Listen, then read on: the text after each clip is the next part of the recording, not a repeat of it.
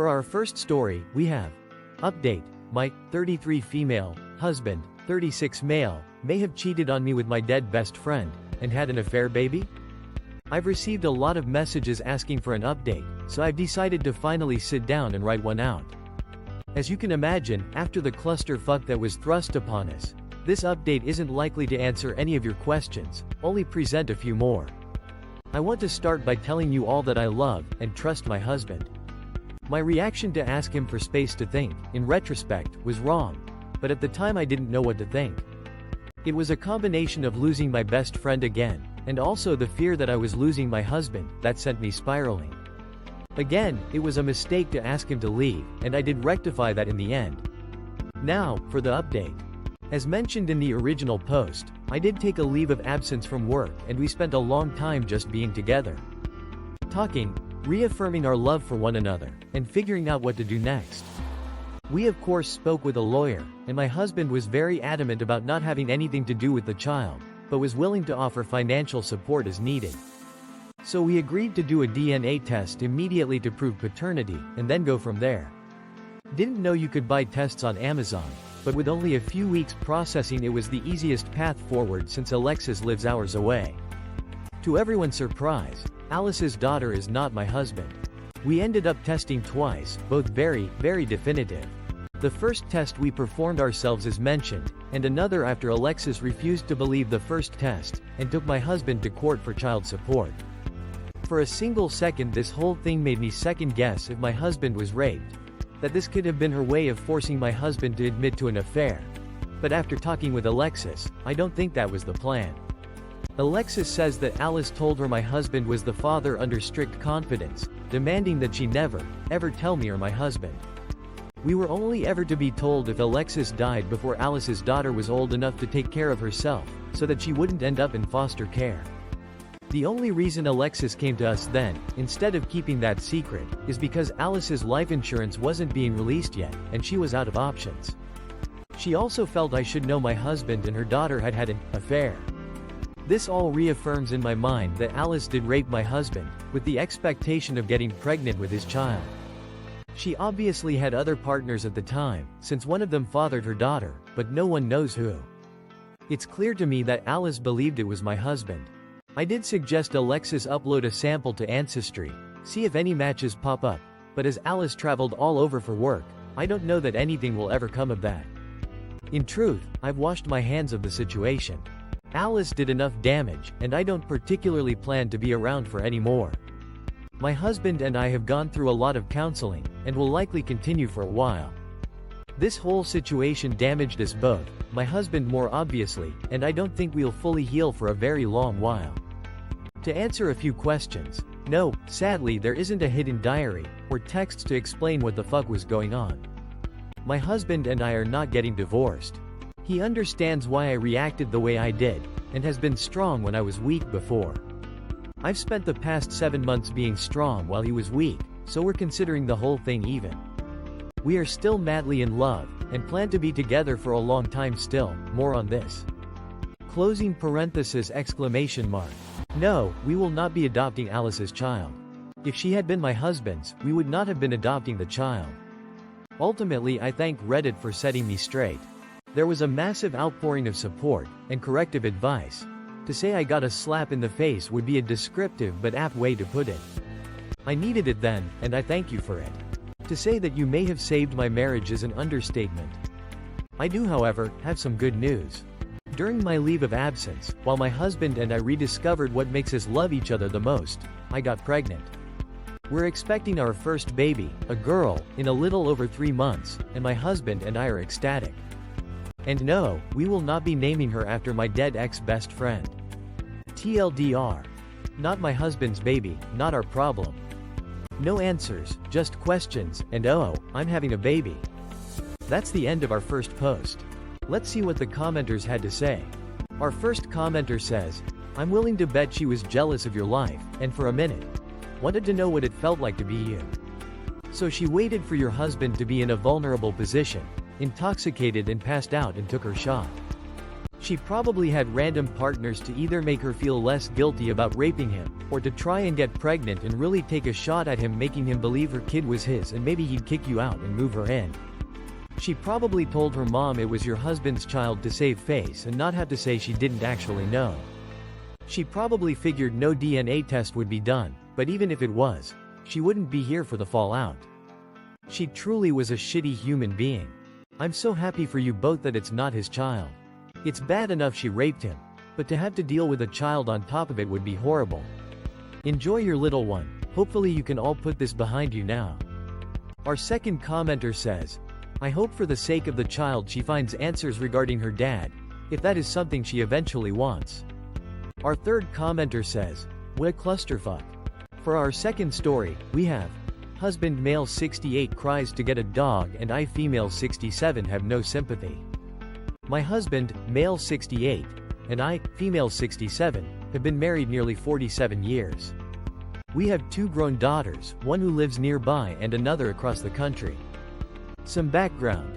We moved across country in 2011 to be CLSE to a grandchild. I was working from home full-time then and he was unemployed. He had a small stroke in 2012. It was hard for a while, but with PT and meds everything worked out. He has been on disability since. A few months after the stroke we adopted a sweet 2-year-old beagle. While husband helped with the dog, as usual, I was the one feeding, walking and doing most of the care. Fast forward to 2022, our pup had been diagnosed with congestive heart failure and we lost him late one night. It was devastating as I held him during his final seizure, reassuring him it would be okay. Husband and I agreed no pets for a while. At that point I was working in office 3 days a week and at home 2 days. Husband had been, continued, struggling with pain management and balance issues. Some days were better than others, but it's a mental struggle for me to help him stay positive. In late 2023 we were ready for a pet and decided on cats because of the low maintenance requirements. We adopted 7-month-old brothers and they quickly adapted to us and vice versa. Off and on over the last year husband had been saying how much he wants another dog. He sends me photos and has tears in his eyes when he tells me how much it would mean to him to have a dog. We did fill out a couple of adoption forms but were discouraged by the agencies due to our age. This is where I need advice. I've told husband I don't want another dog because the responsibility would ultimately land on me.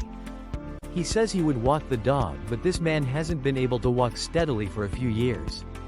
A dog is not going to change that. Both daughters have asked him not to get a dog because they fear for his safety. I know it may be a mental boost for him but not so much physically. He cries when he tells me how much he wants one and I feel so heartless when I give him all the reasons I don't. Any suggestions on different approaches or suggestions I can make? He is not open to fostering, and I agree with him on that. TLDR husband wants to adopt a dog but I don't because I'll end up being the caregiver. That's the end of our second post. Let's see what the commenters had to say. Our first commenter says, physical therapist here. Do not get another dog. This is a recipe for a broken hip or worse. Sudden change in mobility can have a profound effect on one's mental health. I really feel for your husband and guess that he's having a hard time coming to terms with his new normal. If he's open to it, I would look into volunteering at local animal shelters and potentially starting some therapy to explore other ways that he can find joy in life that are also safe. Our second commenter says, my mom and stepdad just lost their dog the other day. They are in their 70s and recognize that when a new dog would still be relatively young in 5+ years, they have no idea if they'll be capable of caring for it, and they are both still very active people. Your husband seems to want the dog for his own feelings but isn't thinking about how unfair it is to the dog or you. Unfortunately, I don't see how you'll get through to him on this, so you'll just have to stay firm. Our third commenter says, can he volunteer at the local shelter to walk dogs for them? Usually it's a small area and there are other people around, so he'd be safer than walking alone in your neighborhood. He can play with them, feed them, socialize them and make a real difference in the lives of many dogs. There are lots of ways to be around dogs without owning one. It would be irresponsible to get a dog. It's okay for him to feel sad about it. Feeling sad is part of life.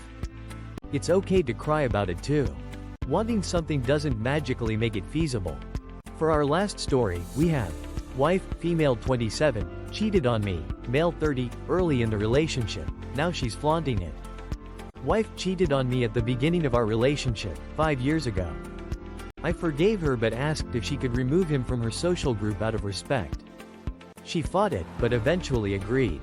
Back in last December, she added him again. Only said, "I'm sorry this makes you feel bad."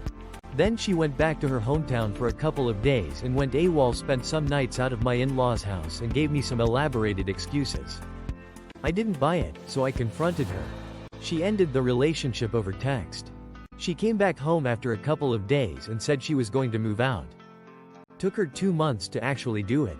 I ended up helping her move out, and then I moved out myself since I didn't want to be in our old apartment alone.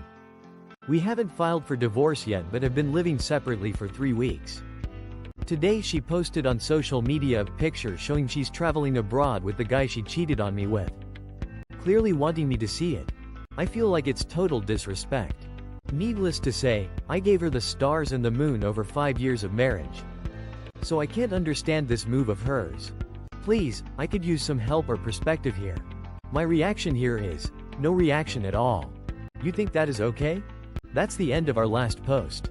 Let's see what the commenters had to say. Our first commenter says, "It's time to block her on all social media." I'm really sorry. This is going to get harder before it gets easier, but it will get easier. Block her, because seeing this stuff will only prolong your pain. Our second commenter says, "You not responding is the only move here. Don't make any social media posts about the breakup. Do not comment or like any posts. She's trying to get your attention and create more drama. Actually, since you're not together anymore, there's no need to be friends on social media. Ignore anything on socials about the breakup." Our third commenter says, "Cheaters have a victim mentality. She's punishing you for being controlling. Just make sure to block her when everything is settled. 5 years is honestly nothing in the grand scheme of things." That's all for today. If you enjoyed, please leave a like and subscribe. Thank you, and have a wonderful day.